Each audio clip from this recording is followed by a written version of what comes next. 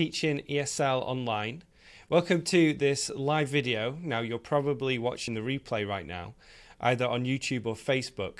So be sure to check out the description for any of the resources that I talk about in this video. And we're going to focus on bad apples. And what I mean by that is students or learners who mess us around, who waste our time, who only want things for free, who never have the intention to pay us for our lessons, but they'll take a trial lesson, or they'll request a lesson and never show and don't pay. Things like that. So we're going to talk about that today in this video. I've got a few examples to share with you and also an action plan to help you deal with this situation. Just have to do that little bit of admin that I do at the start of every lesson, which is to get my Facebook page up so I can read the comments. So I'm just going to do that now, and then I'll start the video and ensure that I can see the comments come in. So if you're watching live, if you're just joining, welcome to you. Please comment.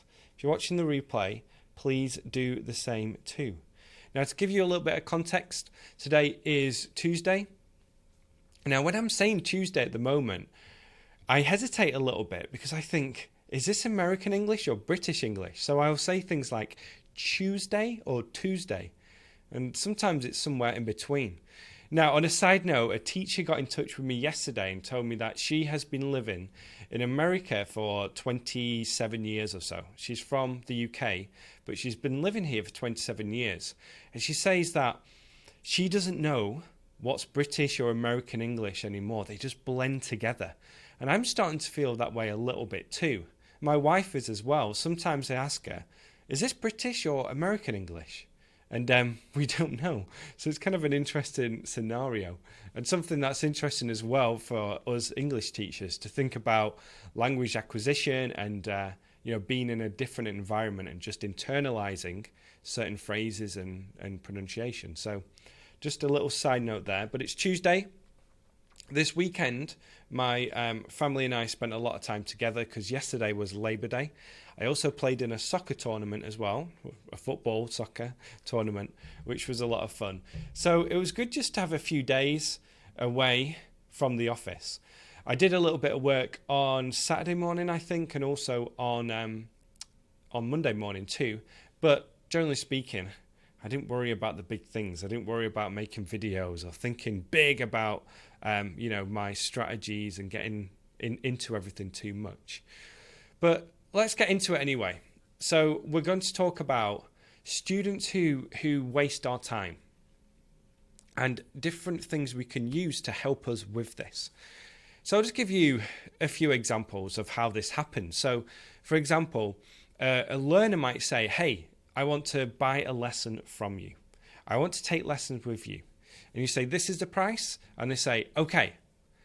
So you send them the invoice through PayPal, or you send them whatever payment software you're using, and you wait.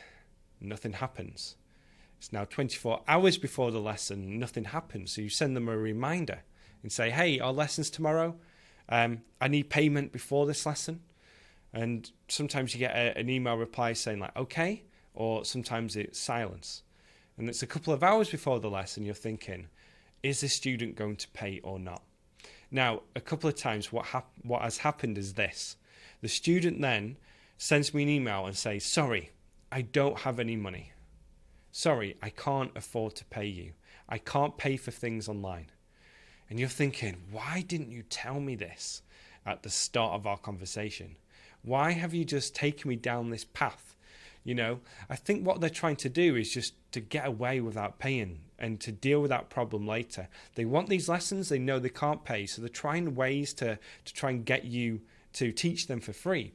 And then what normally happens here is that they'll say something like, can you teach me for free? I don't have any money. Just teach me for free, maybe 30 minutes a week or an hour a week. And they'll, go really deep with this sometimes into the reasons why you should do this. So can be very frustrating as an online teacher. It can be very, very frustrating. Now, this has only happened a handful of times to me. It happens in different ways as well, where they'll just straight up ask you, can I have a free lesson? I can't afford lessons. Can you teach me for free? Or can we chat on Skype? And you'll say, what about? I just want to talk to you. I want to ask you something.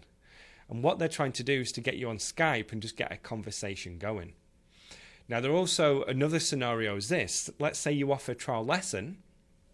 You meet this person for the trial lesson, and they never have the intention of taking paid lessons with you. So they'll get on the trial lesson and they'll just try and extend this trial lesson for as long as possible. And you know they're never going to take lessons. Over the years, I realized exactly what type of learners do this through their email, through the words that they used, from where they're from as well.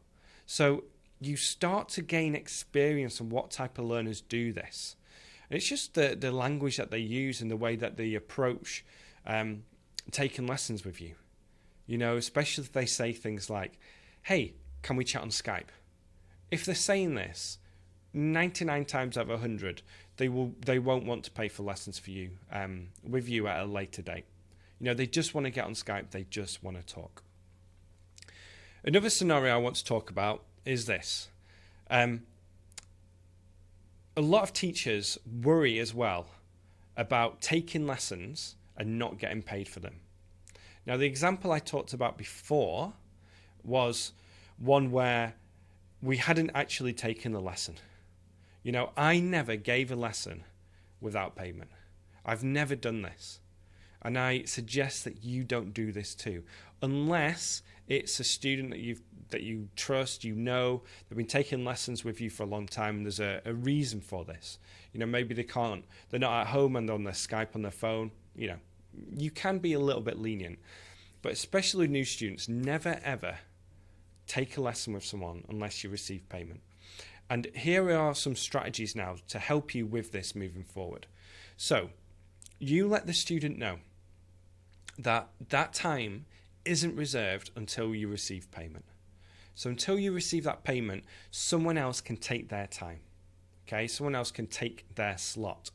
So that just allows for you to say, my time is only your time if you pay for it. You know, if you actually pay for it. So that's a really good strategy to use, and it also adds that urgency so that learners actually pay for that lesson up front.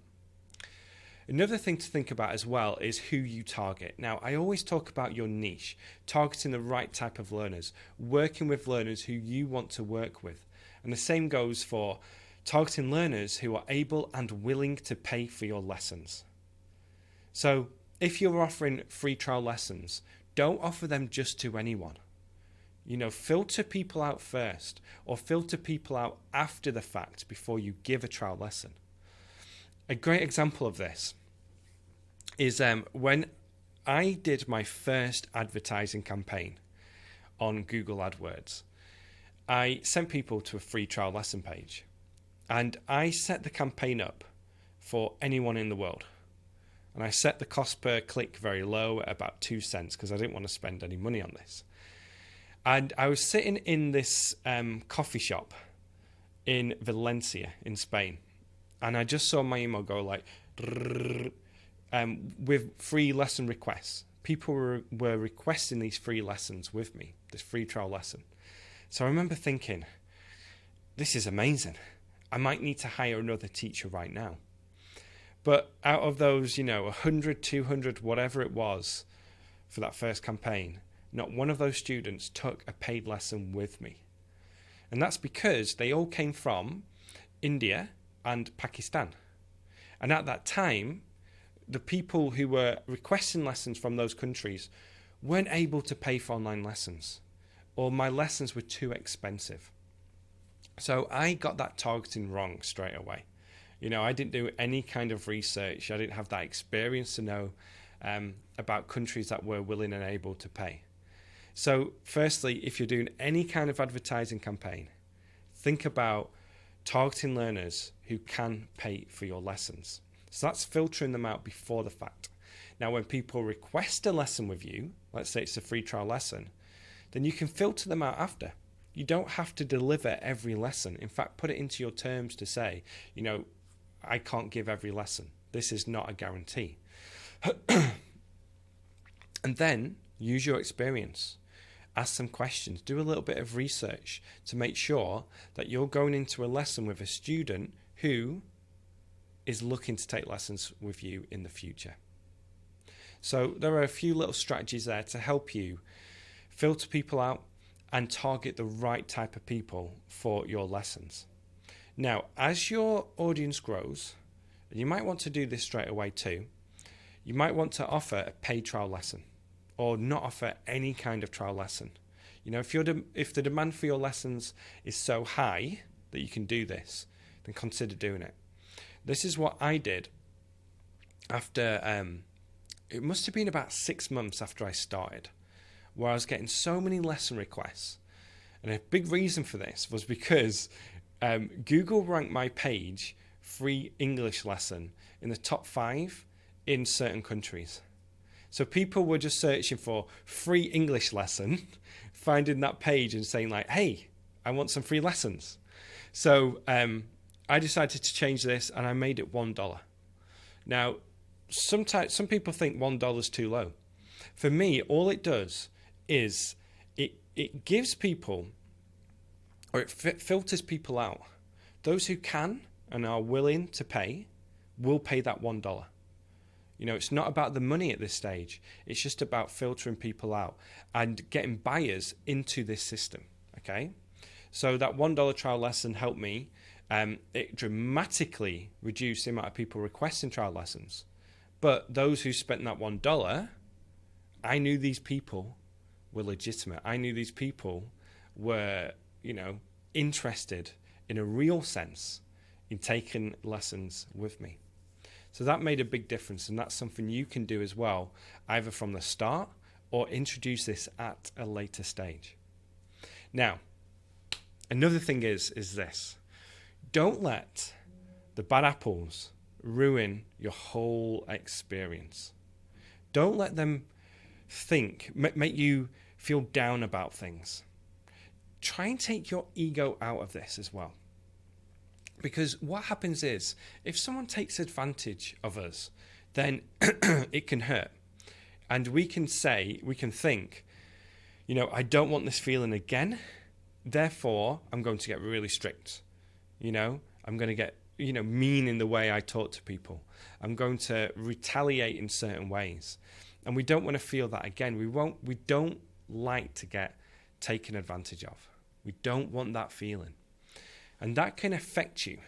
That can make you picture every English learner as someone who's just trying to get away with things, when that just isn't the case. So move on from it. If someone says, yes, I want to take a lesson with you, and they don't show, just move on. Move on from that, excuse me, and just forget about it. And concentrate on students who want to work with you. Now, this is kind of similar to what I talked about before, where I said certain learners can drain us. You know, if we don't connect with them, if we don't even like the students, if we don't think they're gaining anything from our lessons, if they're, you know, annoying in class, or that they're just not a good student for us, then that can drain our energy, and it can affect our other lessons as well. And this is the same as well when it comes to people messing us around, trying to waste our time. But don't let it affect you. Just move on from this person. Realize it's all on them. It's nothing to do with you. Think about strategies that you can introduce to reduce this moving forward. And then just think about the bigger picture. Think about how things are going in general. Think about, you know, the great students that you have and how to get more of those students. Now, I do have an article which is similar to what I'm talking about, and it goes into depth on what we can do when it comes to free and paid lessons. So thinking about how much stuff that you can give away for free, how much you should help individual students for free. For example, how much time should you spend in forums helping people, responding to questions? How much time should you spend responding to emails that you get? Those types of things. And that article will just help you get clarity on what you want to do moving forward. So I'll leave the link to that in the description so you can have a look at it. Yeah, and it's just going to help you think about, okay, if I offer paid lessons, how much time and energy should I spend here? And how much time and energy should I spend giving stuff away for free? And is that going to help me over the long term? So take a look at that in the description. Just on a similar note, and the reason I'm bringing this up is because, I've had a chargeback recently from someone who took my course. They took the course a little while ago, and they've just said to their bank, this is a payment that shouldn't have been charged. And they did it just to try and get their money back, after the refund policy. And sometimes, in the past, this has happened to me, and I felt like, oh, God. And it just affects the rest of the day. But these days, I just take a look at the bigger picture and think, I'm not going to let, one person ruin my day. I'm not going to let someone else and their actions ruin what I can give on this day, what I can give for the rest of the week. Sometimes these things hang over us. I'm sure you can think of something right now where maybe a student said something in a class, or, you got feedback from someone about one of your lessons, or a student was really nasty to you in class, and it can just hang over you, and it just affects your confidence, your energy, your mood. The more you get this and the more experience you have, the more you'll just be able to brush it off. And I'm at a stage now where I can brush this off, but I still have to consciously think about it too. It does affect me, it does affect my mood, but I'm better at just brushing it off and getting on with things. And that's the overriding message here. That's what I want to get across. Don't let other people, your students, affect the overall situation. Don't let bad apples affect what you're doing and your vision for the long term. So stay focused on the bigger picture and do your best. Put your stuff out there, enjoy it. And then have strategies to avoid anything else in the future as well, to avoid those problems. So I hope you found that helpful. If you have, please like and share this video. Check out the description, where I'll have that article for you. And also I'll have a link so that you can get my new video training, which takes you through how to teach English online step by step. And this is for any language as well. Before I go, Fraser has just said, if you're targeting mainly a specific country, how much of their local language would you use in marketing, article, videos, etc.? So Fraser, it really depends on what level of English you're targeting. So for me, I target intermediate learners, and I want to target intermediate learners who read things in English, who look for problems and solutions to their problems in English. Having said that, as I'm growing, I'm starting to look at ways to translate things. I've translated a few YouTube videos, and I'm going to wait a few weeks to see if that makes any difference. But it depends, if you're targeting beginners, then have it in their native language.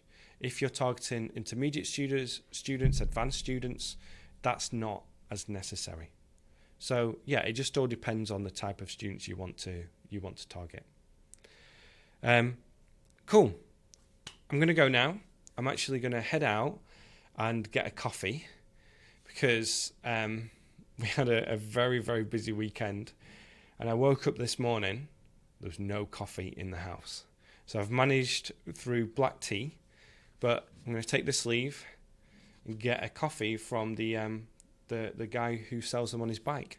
So that's where I'm going to go now. I'm going to do some writing today. And please let me know if you have any questions. Just leave them in the comment section below. Get the video training at teachingeslonline.com/vidtraining.